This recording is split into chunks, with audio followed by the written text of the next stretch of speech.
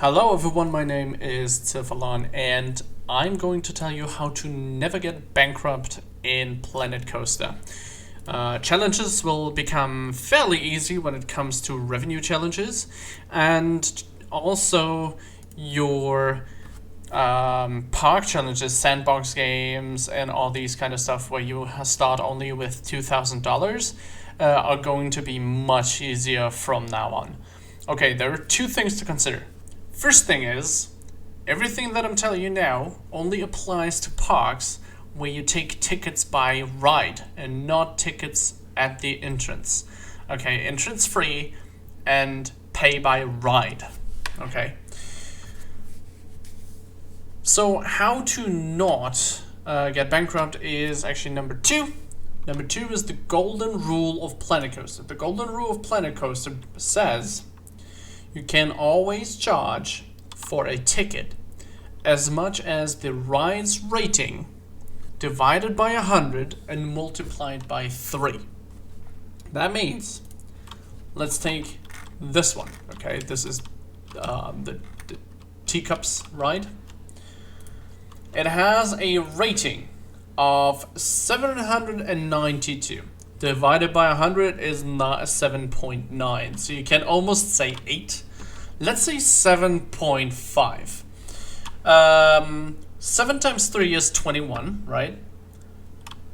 And a half of $3 is 1.5 bucks. So you can say 22.5 bucks. I would be able to charge 22.5. I put a little difference in here. I went down to 21. First of all, to have more people in the queue and less people on the roads, and the second one is in case the ride will age and the rating will drop over time at some point. I sometimes don't have the ability to check every ride every once in a while, and rating will change, so I put a little buffer in there and said, okay, 21. But overall, the golden rule always is take the rating, divide it by 100, and multiply it by 3. And that's the dollar price you can charge it to.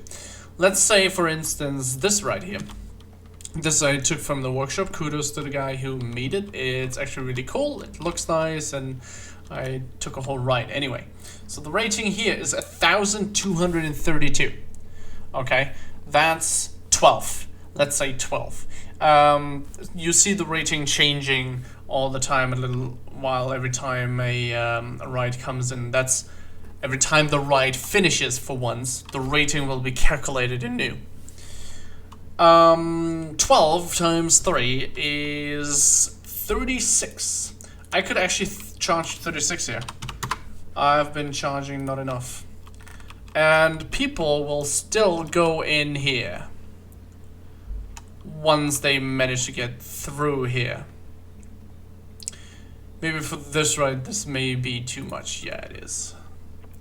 Oh, they don't have the cash to go in there. Well, they have the cash. See, people are still going on the ride.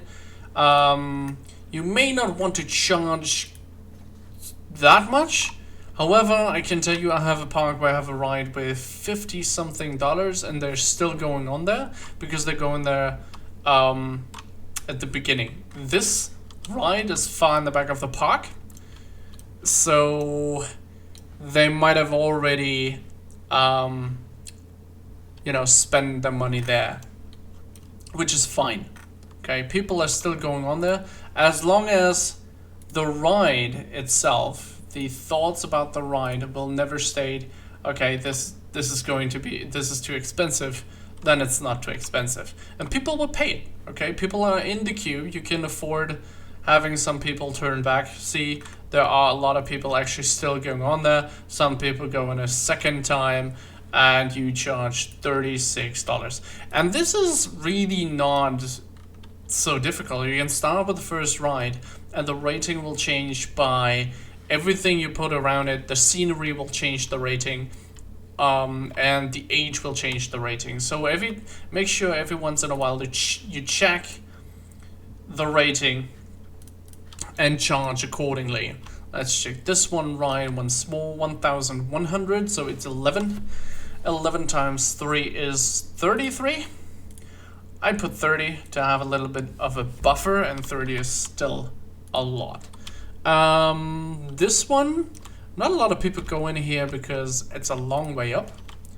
So I have 8. 8 times 3 is... Wow, it's more than that. It's 24. Still, people are not going on there, not because... certainly not because they are...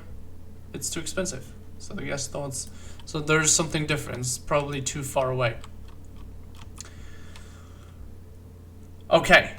There's one more thing to consider now that I see this. When you charge by a ride, and it suddenly breaks down, everyone is going out. Here, exactly here at the exit, everybody is gonna get refunds. A whole refund of their money. So make sure you're charging that much, make sure you also have the money to repay them. Okay? That is the only downfall to this that you can, you know, fall down to in the beginning. But nowadays, as you can see, I have 360. I started with this park with $2,000, and I made it to 400,000. Actually, I charged at the entrance in the beginning, and I had about 10,000 cash flow, and then I charged per ride and changed the payment type in my park from entrance to ride, and charged 3 times the 100th of the ride's rating. And suddenly I had about 80,000 bucks in my pocket, and from there it was just, you know, you could do whatever you want. Okay, I can basically do whatever I want with the park. I'm never going to go bankrupt, and I still have a lot of room to build stuff in. If I want that, I'm not sure. Park is not actually challenging anymore. Wish you good luck. There is one more thing that I want to tell you. You can exploit this, okay? There is one more thing how to exploit this. There is a guide, and I'm gonna put a link in the description. And this guy actually came up with a rule. He found out that rule, and kudos and thanks for that. I put the link in the description. I'm not gonna explain the guide, but the guide is telling you what the best programming for each ride is. Okay, so if you have this wild blue ride, this is going to be the most profitable sequence that you can put it in. And he has a whole list of things and puts prices in there, but the prices also only are considered when you have 0 queue rating. I have 100% scenery rating on the queue, so the rating is going to be different from that, what you can charge and what's in the table. But all in all, this is the biggest exploitation to do, is to even optimize the ride sequence. Okay, I'll leave you with that. Click on the link in the description below. Say thanks to the guy and like his guide because it's incredible. Everything else is just peanuts then. Just do that and it's peanuts. Have a good one. My name has been Sylphalon, and leave a like if you like this, and leave a whatever, you know what to do. Have fun.